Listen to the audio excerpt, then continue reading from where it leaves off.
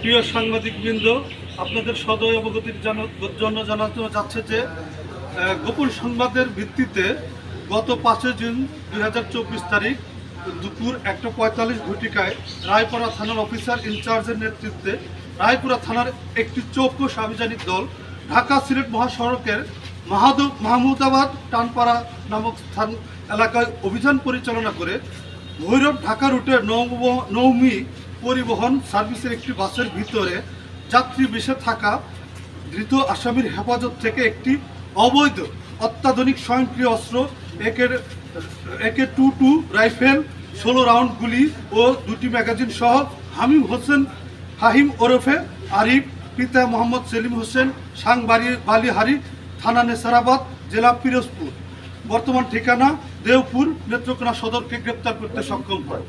এবং এই অভিযানের খবর পেয়ে আমি দ্রুত ঘটনাস্থলে যাই, যে আমি নিজেও যাচাই বাছাই করি। এরপরে ধৃত আসামির পক্ষ থেকে আসামির নিকট থেকে আমরা একটি ব্যাগ, 3টি মোবাইল ফোন, 2টি সিম কার্ড, নগদ 10,020 টাকা উদ্ধার করা হয় এবং ঘটনা সংশ্লিষ্ট বাসটি জব্দ করা হয়। প্রাথমিক জিজ্ঞাসাবাদে ধৃত আসামি কিছু গুরুত্বপূর্ণ চাঞ্চল্যকর তথ্য প্রদান করেছে। তদন্তের স্বার্থে তা যাচাই বাছাই করা হচ্ছে।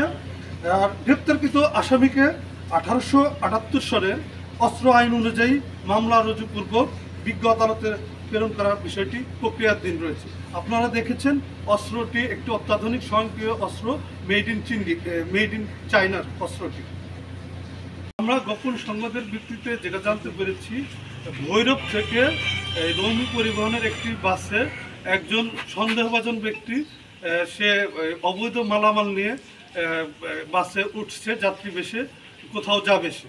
তো ওই প্রেক্ষিতে আমরা মাহমুদাবাদ নামক স্থানে একটি চেকপোস্ট বসাই। চেকপোস্টে বাসটি আসলে আমাদের অফিসার ইনচার্জ তার গাড়ি দিয়ে ব্লক করে এবং SI রকিবুল সহ অন্যান্য ফোর্স যারা ছিল বাসটিকে ঘেরাও করার পর তল্লাশি করে এক পর্যায়ে তার হেফাজত থেকে আমরা আলামতগুলো উদ্ধার করি। প্রাথমিক জিজ্ঞাসাবাদে আমরা কিছু চাঞ্চল্যকর তথ্য পেয়েছি। আর আমরা বিশেষ করে আমাদের 24 ঘন্টার মধ্যে আসামিকে যেহেতু আদালতে প্রেরণ করতে হয়, আদালতে আমরা রিমান্ড পেয়ার দেব।